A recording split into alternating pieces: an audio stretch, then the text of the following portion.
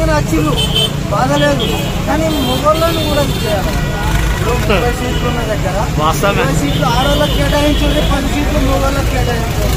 తెలంగాణలో కాంగ్రెస్ పార్టీ ఏర్పడిన తర్వాత మహిళలకు ఉచిత బస్సు ఏర్పాటు చేసింది. కనీసం మహిళలు పూర్తి స్థాయిలో ఉచితంగా వెళ్తున్నప్పుడు మహిళలు అత్యధికంగా బస్సుల్లో ప్రయాణిస్తున్నారు. కనీసం పురుషులకు సీట్లు లేకపోవడం ఆందోళన కలిగించింది. ఆర్మూర్ బస్టాండ్ దగ్గర వాసు అనే వ్యక్తి తమ పురుషులకు కూడా బస్సుల్లో సీట్ల రిజర్వేషన్ కల్పించాలని ఆందోళన చేపట్టారు. అదే కోణంలో కూడా ప్రభుత్వం కూడా ఆలోచించింది. మనతో పాటు వాసు ఉన్నారు. అసలు వాసు ఎందుకు ఆందోళన చేయాల్సి? వాసు చెప్పండి, తెలంగాణ రాష్ట్ర ప్రభుత్వము మహిళల కోసం బస్సును ఫ్రీగా ప్రవేశపెట్టింది. మీరు ఆర్మూర్ బస్టాండ్ ముందట ఆందోళన చేపట్టారు, ఎందుకోసం? నేను కమ్మర్పల్లిలో 2 గంటలు కూర్చున్నా. ఒక్క బస్సులో కూడా మొత్తం ఆడవాళ్ళే. మొత్తం 6 బస్సులు పోయి నేను ముంగట 2 గంటలు కూర్చుంటే ఒక బస్సులో కూడా కండక్టర్ ఎక్కించుకోలే, డ్రైవర్ కూడా ఎక్కించుకోలే. 2 గంటలు అక్కడనే కూర్చున్నా. ఆ రోజు నా కూతురు పుట్టినరోజు, శనివారం. ఎగ్ లేకుండా కేక్ వేపిద్దామని స్పెషల్గా శనివారం కౌసునాడదని చేపిద్దామని నేను పని మీద నుంచి 11 గంటలకి వెళ్తే 2 అయింది అన్న. ఇక నాకు బాగా కోపం వచ్చింది. ఆడవాళ్ళేమో నూకేసుకుంటూ ఎక్కుతున్నారు, మొత్తం ఆడవాళ్ళు నూకేసుకుంటూ ఎక్కుతున్నారు. డ్రైవర్లు కండక్టర్లు కూడా వెనక ఇంకో బస్సు వస్తుంది, ఖాళీ ఉన్నది వెనక అట్లా 2 గంటలు గడిచింది. కోపం వచ్చి ఇక నేను ఆటో మాట్లాడుకొని 150కి ఆటో మాట్లాడుకొని ఒక 2 వచ్చినాం. ఇక ఆర్మూర్ వచ్చిన తర్వాత కొద్దిగా రియల్గా చెప్పాలంటే డ్రింక్ చేసి అండ్ రోడ్డు మీద కూర్చున్నా. నా సమస్య ఏందో తెలాలా, అందరికీ తెలాలా అని చెప్పి నేను రోడ్డు మీదకి కూడా రాలేదు, హైవే మీదకి కూడా రాలేదు. లోపల బస్ స్టాండ్లోనే కూర్చున్నా. లోపల బస్సులో టర్నింగ్ అయ్యే దగ్గరనే కూర్చున్నా ఫస్ట్. అక్కడి నుంచి నన్ను రోడ్డు దాకా తీసుకొచ్చారు.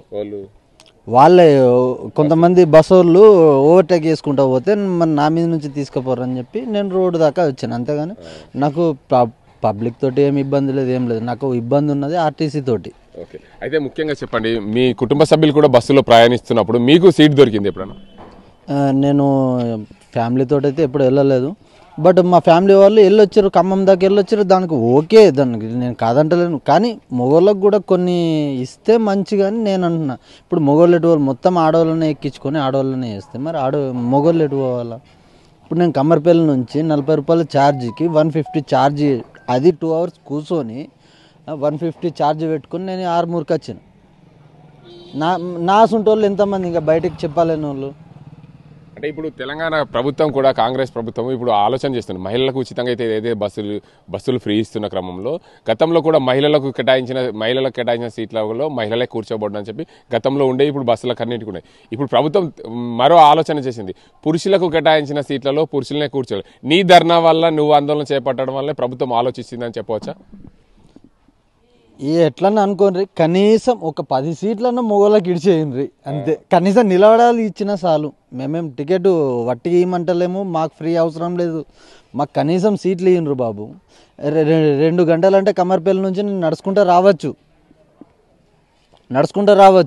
2 గంటలు వెయిటింగ్ చేసిన నేను. ఈ బాధ వద్దు. లేకపోతే బస్సులన్నా పెంచుర్రి. ప్లస్ లేకపోతే మొగోళ్ళకి సపరేట్ ఇచ్చి పక్కకు పడేయండి. ఉన్నాయి కదా ఆల్రెడీ ఇవి లేడీస్కి సంబంధించిన సీట్లు ఆల్రెడీ ఇప్పటికీ రాసి ఉన్నాయి బస్సులల్లో. వాళ్ళనే కూర్చుండే పెట్టుర్రి, పక్కన మొగోళ్ళకి ఇడిస పెట్టుర్రి, అంతే. నువ్వు ముఖ్యంగా ఏం పని చేస్తావు? అంటే రోజువారీగా బస్సులో ప్రయాణం ఎప్పుడెప్పుడు చేస్తావు, ఏం పని చేస్తావు?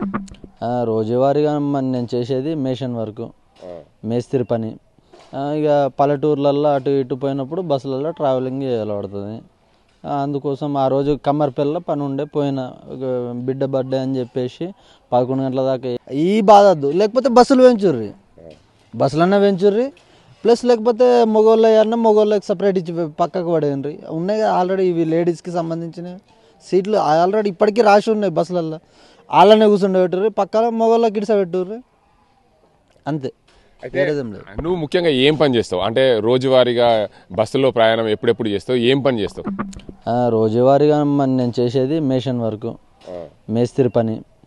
ఇక పల్లెటూర్లలో అటు ఇటు పోయినప్పుడు బస్సులలో ట్రావెలింగ్ చేయాలి పడుతుంది. అందుకోసం ఆ రోజు కమ్మర్పల్లిలో పని ఉండే పోయిన, బిడ్డ బర్త్డే అని చెప్పేసి 11 గంటల దాకా వేసి సగం కైకిలు తీసుకొని కేక్ వేపిద్దామని, శనివారం కదా కేక్ వేపిద్దామని చెప్పి నేను రావాలనుకున్నా. ఆడనే 2 గంటలు అయిపోయింది. నాకు ఇక బాధ వేసింది.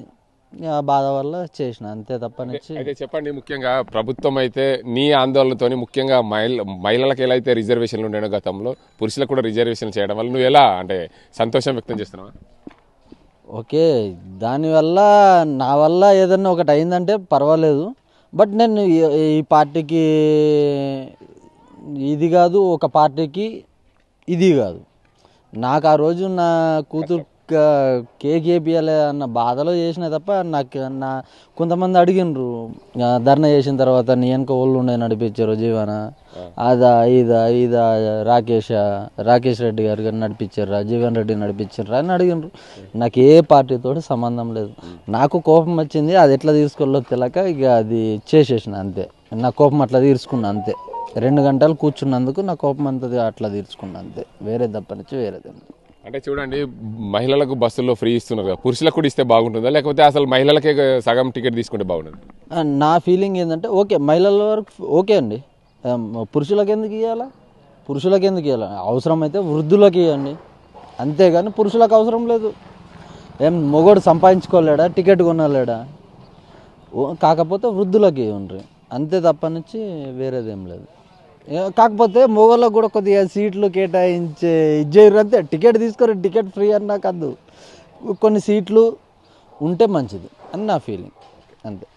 మొత్తంగా చూసుకోవచ్చు, ఏదైతే వాసు ట్విట్టర్ వేదిక కూడా పరిచయం అయ్యాడు, మొత్తం ట్విట్టర్ అంతా ప్రపంచం అంతా వాసు తెలిసిపోయాడు. పూర్తిగా తెలంగాణ ప్రభుత్వము మహిళలకు ఫ్రీ బస్సు ఇస్తున్న నేపథ్యం, బస్సుల్లో పూర్తిగా మహిళలే ఉంటున్నారు, పురుషులకు ఎక్కడ కూడా టికెట్ సీట్లు లభించడం లేదు. ఆ సీట్లు లభించకపోవడంతో నేను కమ్మర్పల్లి నుండి ఆర్మూరు రావడానికి కోసం 2 గంటలు వెయిట్ చేశాను కమ్మర్పల్లి బస్టాండ్లో. నేను రోజువారీగా మేషన్ వర్క్ చేస్తాను, మేస్త్రి పని చేస్తాను. ఆ మేస్త్రి పనిలో భాగంగా నా కూతురు బర్త్డే సందర్భంగా నేను అక్కడ నా కూతురు బర్త్డే ఉంది అని చెప్పి అక్కడ నుండి ఆర్మూరు వచ్చి కేక్ తీసుకోవడానికి వచ్చాను. కానీ 2 గంటలు వెయిట్ చేయాల్సి వచ్చింది. ఆ 2 గంటల్లో వెయిట్ చేసిన తర్వాత 4 బస్సులు వెళ్ళాయి. 4 బస్సులు వెళ్ళిన తర్వాత కూడా సీట్లు దొరకకపోవడం నాకు ఆందోళన కలిగించింది. నేను అక్కడ నుండి కమ్మర్పల్లి నుండి ఆర్మూరు రావడానికి 40 రూపాయల బస్ ఛార్జ్ అవుతుంది. కానీ 150 రూపాయలు బస్ ఛార్జ్ పెట్టుకుని ఇద్దరం కలిసి వచ్చాం. ఆ ఇద్దరం కలిసి వచ్చిన క్రమంలో నాకు బాధ వేసిన అంశం ఏమిటంటే, నేను పూర్తి స్థాయిలో ఆ బస్సులో ఎక్కలేకపోయాను, సమయానికి ఆర్మూర్ చేరుకోలేకపోయాను. నా కూతురు బర్త్డే ఉంది, కేక్ కట్ చేయాలి అంటే కేక్లో ఎగ్ లేకుండా కేక్ చేపియాలనే ఉద్దేశంతో నేను ఆర్మూర్ రావాల్సి వచ్చింది. అందులో భాగంగానే బస్సుల్లో సీట్ దొరకకపోవడం నాకు బాధ కలిగించింది. ఆర్మూర్ బస్టాండ్ వద్ద నేను ఆందోళన చేశాను, బస్సులను ఆపాను. కానీ నా వార్త వల్ల రాష్ట్ర ప్రభుత్వము పురుషులకు కూడా ఏదైతే సీట్లు కేటాయిస్తుందో నేను సంతోషం వ్యక్తం చేస్తున్నాను. నేను ఏ పార్టీకి చెందిన వ్యక్తిని కాను, నేను రోజువారీగా కూలీ పని చేసుకుంటాను. కాబట్టి ప్రభుత్వము ఈ స్పందనకు కూడా నేను స్పందించినందుకు నేను థ్యాంక్స్ చెప్తున్నాను. కానీ ట్విట్టర్ వేదికగా నేను పరిచయం చేసిన వ్యక్తులకు కూడా నేను థ్యాంక్స్ చెప్తున్నానని చెప్పి వాసు చెప్తున్నారు. ఇది ఇక్కడ పరిస్థితి. Over to you.